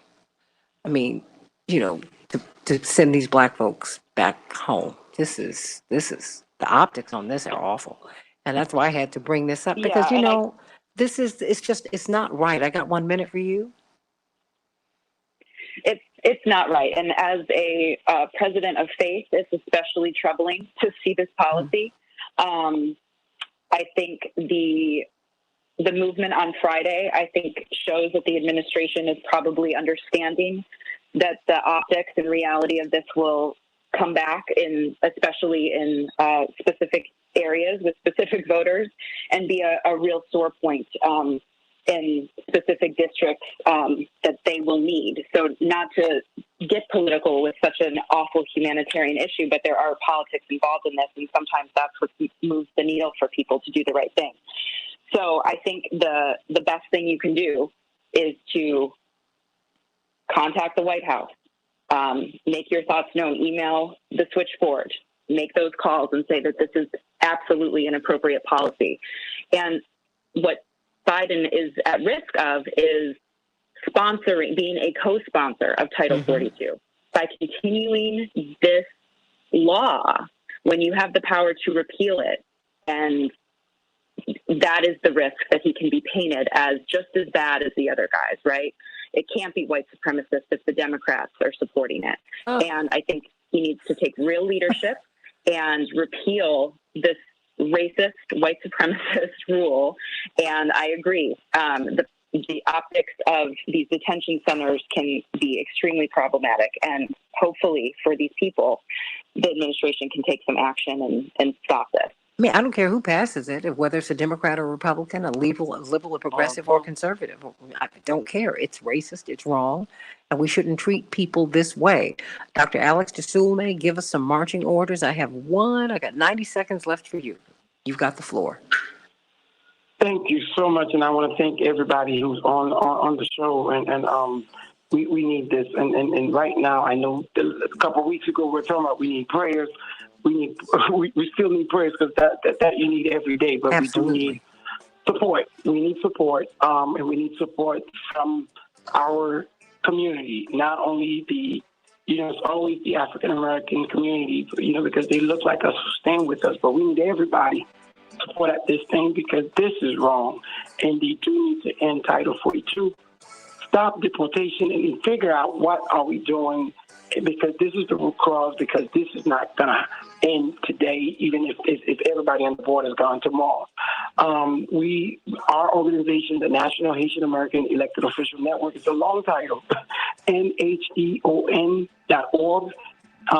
We are trying to do the best that we can in terms of supporting Haitian Bridge Alliance, which is the only organization here that's doing what they can right now. We are asking folks, if you can, give monetary support to us for them and the other organization, because what we do need is those who are out, where if you have a church and you are in the Texas area, you could help us with some of these folks temporarily. Let us know, because some of them we gotta have buy tickets to get to where they need to get, and this is on a regular basis as we are dealing with the other crisis. So I think the marching order, we're not only calling the White House, our Congress folks, members of the Black Caucus, everyone, to say we need to stand for human beings, not Haitian, because it's not only Haitian there, but it is majority Haitian. Absolutely. You know what? Everybody. I'm going to have you back because I want you to let us know what you see today. You're going to come back tomorrow and just let us know what you're seeing. Everybody, C.K. Hoffler will be on Court TV shortly from 8 to 10 Central Standard Time, 9 to 11 Eastern Standard Time. So check her out very shortly. And, we're going to continue to follow up on this crisis. No human being should be treated this way. Red, yellow, black, brown, and white, we're all precious in God's sight. I think I heard someone say that to me before, and it's true. Let's love everybody. Let's love everybody. It's not a suggestion, everybody. It is one of God's commandments. I love you. God bless you. Can't wait to see you tomorrow on the Santita Jackson Show. God bless. Beautiful people, thank you so much for being with us today. Thank you. Adrienne Pine, Racial Capitalism. Thank you for having us. Brilliant. Ow, I love it. I didn't come up with it. Well, I mean, look. But thank you. It was right on time the way you used it. But I think it's, we're going to have to look at this. And I hope that this will not be, I hope that you will come back to the show. Let me just put it that way. Because we need you to come back. Oh, yeah. And we're going to continue to follow up Dr. DeSulme on this story. Dr. Deborah Verholden. We need to connect everybody with one another because they need resources. They need resources. And Dr. Verholden, they need a policy. I mean, you make the point about, Flint didn't just afflict those in Flint. It afflicted everybody in the surrounding areas. We gotta be sensitive to that. But no human being should be treated this way, everybody. It's just, come on. Nobody should be treated this way. And we need to stop. And you need to call racism out when you see it. Okay? I don't believe in candy coating this. Call it out when you see it. The only way you're going to eradicate it is to recognize it first and call it out. But we mistreat each other no matter what. We just do. This is not the way you treat human beings, period. Because this is how we just routinely treat the poor. Don't treat people this way. And let's have an even policy. Dr. Deb, are you still there? Well, yep, I'm here. I gotta go. I got a meeting, but I'm here. Very quickly, I just don't understand this uneven policy about vaccines and our health and COVID-19. When we saw the Afghans being flown out of Kabul, they were not masked. We didn't hear anything about their COVID-19 status. We didn't hear anything about a vaccination program for them. We just saw them getting herded onto a plane. Huh? Just think about it. Just think about it. I just thought that was bizarre. Well, I got the president telling me every day what he's going to do and how he's going to make me do. And what? Wait. You bring in tens of thousands of people over here. They're unmasked on these planes. You're not talking to me about their vaccination status or their COVID-19 status, more importantly. This is just crazy. With an airborne virus. Mm-hmm. I don't understand that. I mean, I'm not a virologist. I'm not an immunologist. I'm not an epidemiologist. I'm not a physician. I'm just a person who can kind of read something. And, this is not lining up for me, which is what you were talking about earlier today. It's 6:30. This is, for so many people, this is not lining up. Yeah. You can't travel freely in the Western world unless you have a vaccine. Increasingly, certainly you have to present proof that you are COVID-19 negative. See, that's where the problem is going to come in, Deborah, with the mandates. Because they're not acting like we really need them. Because they don't want to know what your status is. If you just get the vaccine and you spread the COVID-19, well, you won't have to go into the hospital. That's not necessarily true. That's not what's happening in Israel. More than 80% of the Israeli citizens have been vaccinated. Their hospitalization rates are off the charts, the highest that they've ever been. So stop. And you've got all these people packed in with each other in these filthy conditions. And they're not filthy people. They're in filthy conditions. Nobody should have to live like this. Nobody. Even temporarily. So, Dr. Jasume, you know I love you, and I'm going to have you back tomorrow. I want to hear at least just for a few minutes what you have seen, okay? Well, I'm going to get in touch with everybody. Aaron Connolly, thank you for participating. Bless your heart. Adrian Pine, thank you so much. Can't wait to have you back on the show. Dr. Deb, I know you are running to another meeting as she is helping run the med school at Michigan State University. Love it. I love you all, everybody. Have a wonderful, wonderful day. Stanley, you said it's hypocrisy. You're right. But, this hypocrisy is unhealthy for us, physically unhealthy. And Laura, of course, I'm going to listen to you. And didn't allow you to be on the show. Look, you know what? As a talk show host, supposedly, we know that there are politics and everything. These airwaves are free. The FCC is supposed to be able to just grant you a license, but we know it's not free. But that's the way I look at the airwaves. And part of my job is to create an environment so that you can come here and share and talk. Even if I disagree with you or others disagree with you, I want an environment in which people can disagree agreeably. We can agree to disagree. We don't have to be mean to each other. And I want you to share your experiences. And more than that, I don't want you to feel fearful. And I did not realize that you were still holding. I thought you had gone on. Because that's why I'd gone on to some other questions. But, I didn't allow you to be on my show. It's your show for you to be on, okay? So I'm sending everybody much, much, much, much love. And thank you, Laura, for listening to us. And tell everybody in Atlanta about us. We've been growing, and it's all because of everybody here. Sending you much, much, much love, many blessings. Please take care of yourselves today, okay? Please be safe out there.